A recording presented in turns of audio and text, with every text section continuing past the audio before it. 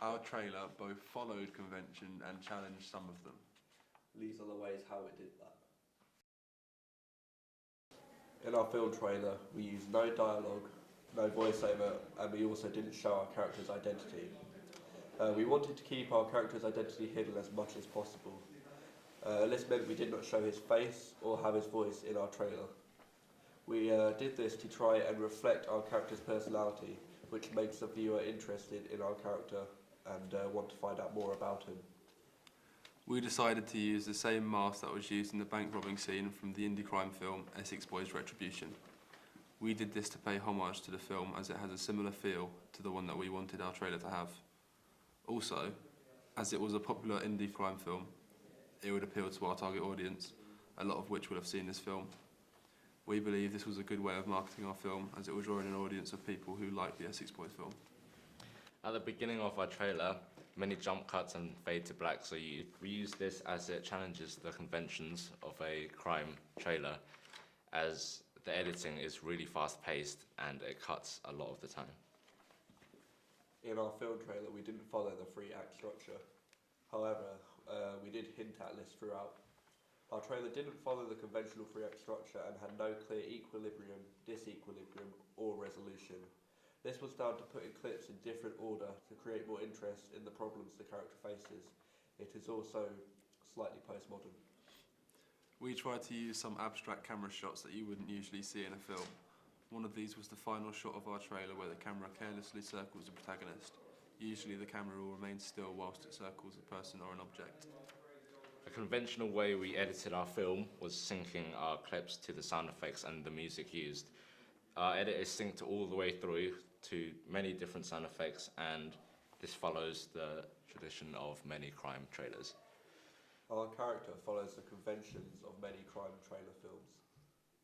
Our character dresses in smart all-black clothes. This makes him look like he has money, but also shows the absence of his identity. Furthermore, the props he uses follow conventions, such as a gun, which is usually seen in major heist films, a black bag for the money, and a mask to hide his identity further. Also, this allows the viewer to relate to what genre our film is about. We filmed our trailer in an urban, somewhat desolate location with empty streets. This is because when a crime is committed, there is often no witnesses, and we wanted to display the professionalism of our protagonist.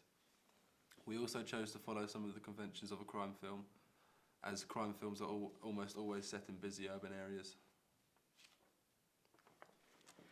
We used a wide range of sound effects in our edit to introduce different titles and clips.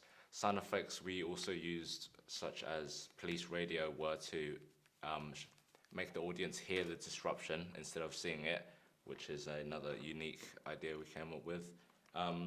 Many sound effects are used multiple times to introduce different names and different clips. Our film is a 15, however, as our trailer doesn't show any adult content, it can be played at any time of the day, drawing in an even wider audience. The titles in our clips are very sharp and aggressive, which links to our crime genre, and they flash on really fast and fade out also really fast to give it a fast-paced feel. We also created a poster for our trailer, which mainly followed the conventions of other film posters made. Firstly, the main character is central on the poster. This is conventional as it shows that he is the main attraction of what the film is about.